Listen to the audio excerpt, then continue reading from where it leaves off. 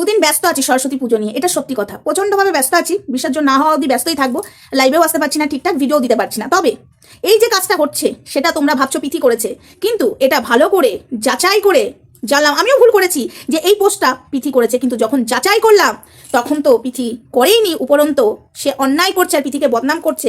আর এই আইডিটা তোমরা শুনলে অবাক হয়ে যাবে, পিথির নামে যে ফেক আইডি খুলে রনকে বাজে বাজে কথা বলছে, রন নাকি পরকিয়া করা ছেলে হ্যান ত্যান বলে যে পোস্টটা লিখেছিল ফেসবুকে। আমি একটা ভিডিও করেছিলাম যে পিথি এই কথাটা তুমি বলতে পারো না, আর যা হয়ে যাক রন এরকম নয়। কিন্তু এখানে আমিও ভুল ছিলাম, কারণ আমিও বুঝতে পারিনি ওটা ফেক আইডি। আর আইডিটাকে খুলেছে জানো তোমরা, অবাক হয়ে যাবে তোমরা। তার আগে বলি, হাই ফ্রেন্ডস, সোমা ওয়ার্ল্ডে তোমাদেরকে অনেক অনেক স্বাগত আর অনেক অনেক ভালোবাসা। চলে এসেছি আবারও একটা ভিডিও নিয়ে তোমাদের সামনে। এই যে পিথির নামে যে আইডিটা খোলা হয়েছে ওটা ফেক আইডি, কিন্তু এই আইডিটাকে খুলেছে, এই আইডিটাকে খুলেছে সেটা তো জানতে ইচ্ছা খুব করছে, তাই না? রনের নামে যে পোস্টগুলো দেওয়া হচ্ছে এবং মানে বাজে বাজে কথা বলা হচ্ছে ওই আইডিটা থেকে, তোমরা সবাই ভাবছো পিথি বলছে এবং রনকে যে বলছে পিথি বেইমান, কিছু ভিউয়ার্স বলছে। স্বাভাবিক, কারণ ওই যে পোস্টগুলো দিচ্ছে সেগুলো মানা যায় না, কারণ রন পিথির সাথে এরকম বেইমানি করেনি এবং পিথিও রনের সাথে বেইমানি করেনি। কিন্তু ওই আইডিটা হলো নাটের গুরু পাটের শাক। এই নাটের গুরু পাটের শাকটাকে, সেটা তোমাদেরকে চলো বলি, এই নাটের গুরু পাটের শাকটা হলো একটা অসভ্য জানোয়ার, যে কিনা নিজের পরিবারের সম্মানের কথা ভাবেনি, অল্প বয়সে পেকে গেছিল, অল্প বয়সে বলে না তার দুঃখ চিরকাল, সেই হয়তো তো তারই আইডিটা হলো ওই যে পিথির এক্স বয়ফ্রেন্ডের আইডি। হ্যাঁ বন্ধুরা, আমিও ভুল করেছিলাম যে পিথি এরকম পোস্ট দিতে পারে। তো একের পর এক ওখানে নোংরা পোস্ট দেওয়া হচ্ছে, ওটা পিথির এক্স বয়ফ্রেন্ডের। তাছাড়া ইন্টারেস্ট কার থাকবে। এখন ওর এক্স বয়ফ্রেন্ড যেভাবে ভিডিও নামাচ্ছে, পুরোপুরি বোঝা যাচ্ছে পিথিকে পাওয়ার জন্য ও আবার নতুন করে রনকে বদনাম করছে সোশ্যাল মিডিয়াতে ওই ফেক আইডি দিয়ে। হ্যাঁ বন্ধুরা, তাই ওই আইডিটা দেখে পিথিকে কেউ বাজে ভেবো না। ওই আইডিতে যেসব পোস্ট করা হচ্ছে ওগুলো পিথি করছে না।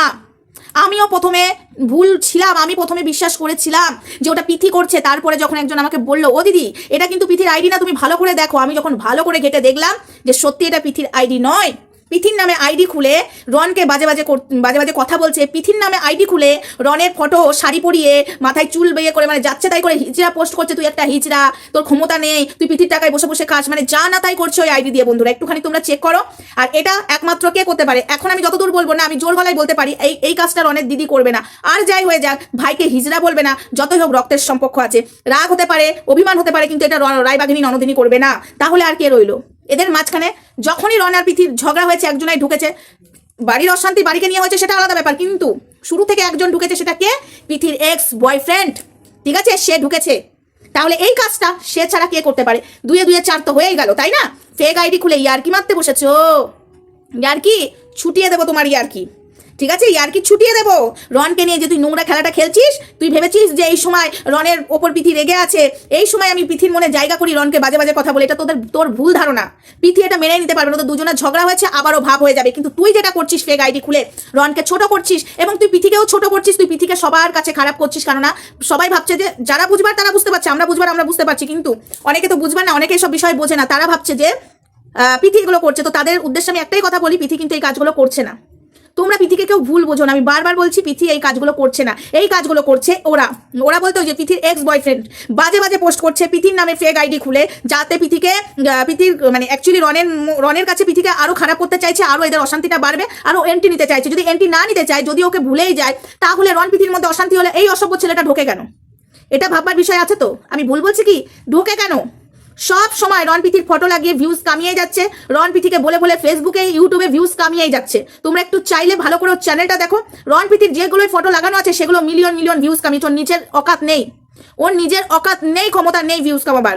আর তোকে বলে রাখছি, শোন, পিথির এক্স বয়ফ্রেন্ডকে তুই যদি এইভাবে পোস্ট করতে থাকিস, রনের ফটোগুলো শাড়ি পরিয়ে রনকে যেভাবে তুই ফটোগুলো পোস্ট করেছিস, এবং তোর কাছ থেকে কিছু মেয়ে ওই ফটোগুলো নিয়েও পোস্ট করছে, তাদেরকে বলছিস সাবধান হয়ে যাও, রন পিথিকে আমরা ভালোবাসি। আর রন পিথি যখন এক হয়ে যাবে না, মুখে ঝামাটা তোমাদেরই পড়বে। আর সেই দিন কিন্তু বেশি দিন নেই, রন পিথি এক হবেই হবে, কেউ আটকাতে পারবে না, কেউ না, ঠিক আছে?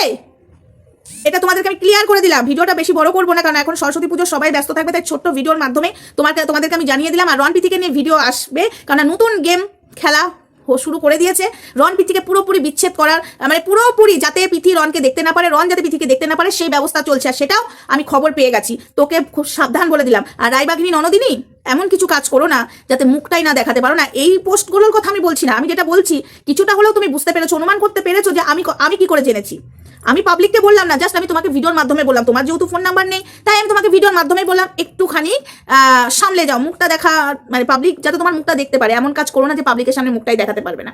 তো যাই হোক, তোমাদেরকে আমি বলে দিলাম ওই আইডিটাতে পুরো রিপোর্ট মারো, ওই আইডিটা পিথির নয়, ওই আইডিটা খুলে রনকে বাজে বাজে কথা বলছে, পোস্ট করছে। ওই যে পোস্টটা হয়েছিল যে আমিও বলেছিলাম পিথি তুমি এই কথাটা কেন বললে, রন পরকিয়া করা ছেলে, রন ঘরে বউ মানে ঘরে রেখে পরকিয়া, ওই যে ওটা আবার পড়তে হবে আমাকে। তো যাই হোক, ওইরকমই কিছু বলেছিল ওই পোস্টার মধ্যে। সবাই ভেবেছিল পিথি পোস্ট করেছে, না পিথি এই কাজটা করবেই না।